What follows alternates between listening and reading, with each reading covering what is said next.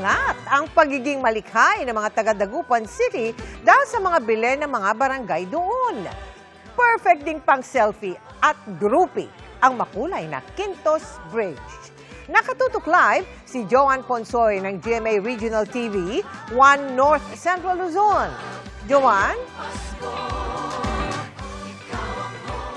Mel, ramdam na nga ang Christmas vibes dito sa Dagupan City dahil sa mga kumukuti-kutitap na mga pailaw at makukulay na atraksyon.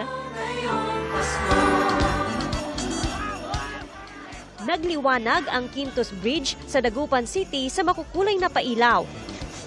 Siksikan ang mga bisitang maagang nag-abang. Kanya-kanyang selfie sa Christmas pasyalan. Tantan ka maganda. Oo, ang ganda. Like, grabe. Like, yung parang hindi kagaya nung last time. Ito, sobrang pinaganda nila.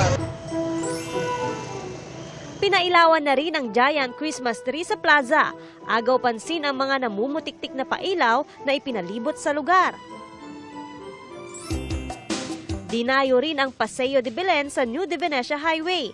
Tampok dito ang Belen na gawa ng iba't ibang barangay. Umaasang LGU na muling babalik ang sigla ng turismo sa pagpapailaw sa Christmas attraction ng lungsod na may temang Silaw, Tanliwawa at Balay o Ilaw at Aninaw ng Bayan.